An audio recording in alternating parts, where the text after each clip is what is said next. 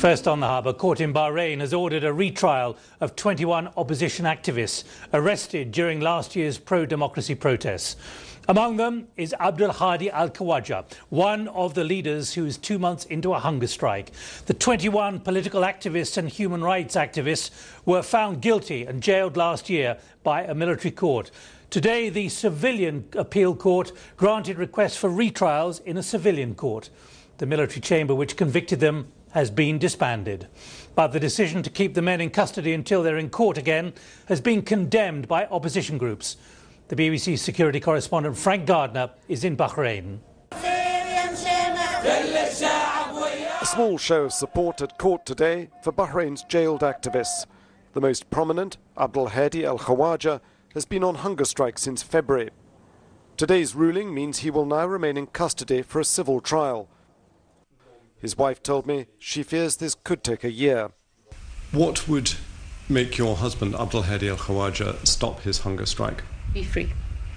That's the only thing? That's the only thing. I spoke to him yesterday and he was telling me that my hunger strike is not for negotiation. I'm not going to stop until I'm free, either by death or by coming out of jail. I'm not going to stop. I think the government is assassinating my husband in a very slow and painful way. The allegation that the government intends any harm to Saeed AlShahabi is absolutely untrue. Since the beginning, he's been given access 24 hours a day, the best medical attention. We've regularly reported on his health, and he has, he's been visited regularly by the Danish ambassador and his family. I don't believe that is true.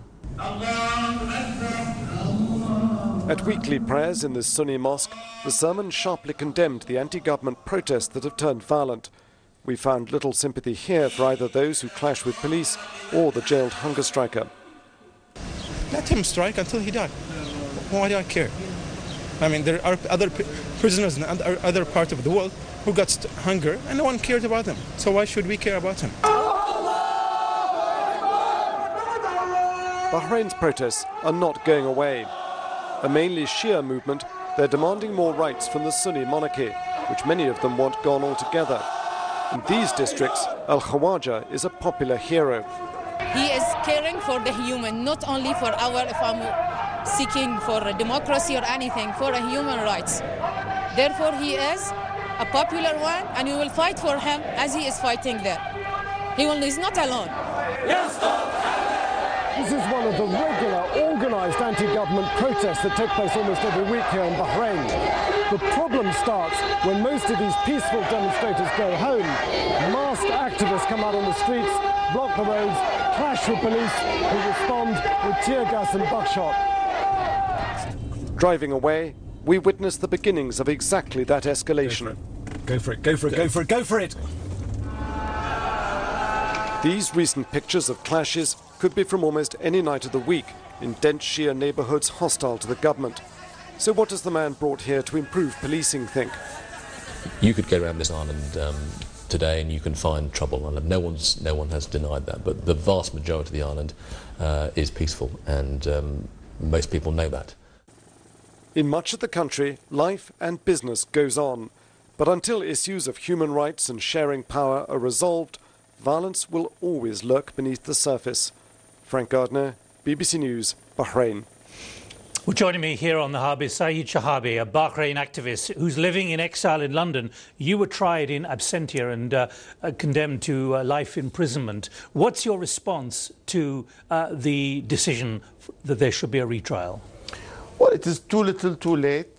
They have put my colleagues behind bars for more than a year for nothing. They should be out. This is what is the verdict. What the verdict of the international community is. They should be out. They shouldn't be there. But does it show a change of spirit by the judicial authorities in Bahrain or not?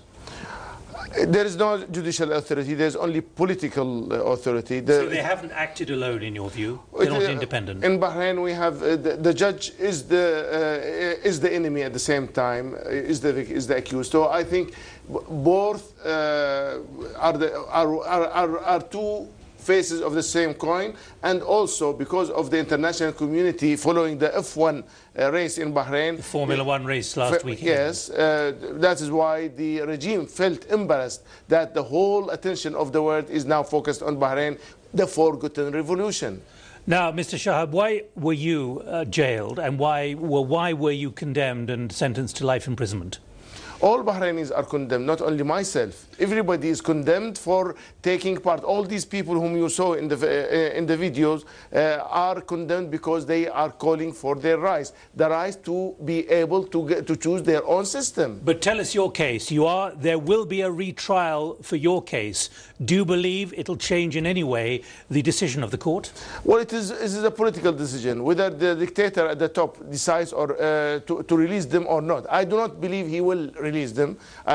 So I never give attention to the judiciary because I do not believe it is acting alone. It will only act in accordance to what the regime decides. So if there is going to be an opening, then they may be released. If not, they will continue where they are now. Now, what about Abdul Hadi Al-Khawaja, who's currently on hunger strike and has been for the last 2 months? How symbolic is he for your struggle? Because at the moment, the signs are he will not stop the hunger strike. He is probably one or maybe the bravest person in Bahrain, probably in the Middle East. Nobody has sacrificed as much as him. He is there, as you can see. He is born, but his will is strong. His will is stronger than his executioners and the people who are imprisoning him. But if he remains on hunger strike, what more can be achieved at this stage apart from the retrial? Well, he says that I want either martyrdom or freedom. So freedom, I do not believe the regime has much long to live. Now, you can't be held in prison because you're here in London. They have said that those held at the moment will remain pending the retrial. What do you think of that? They should be out. Amnesty International said they should be out. Human Rights Watch said they should be out. Navi Pillai said so. Catherine Ashton said so. Except, of course, the White House and London. They said they just treat them humanely, but do not release him. I think they should be all out of prison because they have done nothing. But the case in Bahrain is not about prisoners. It is about the regime. Who governs Bahrain and how? And that is the decision that the people must be given the right to choose.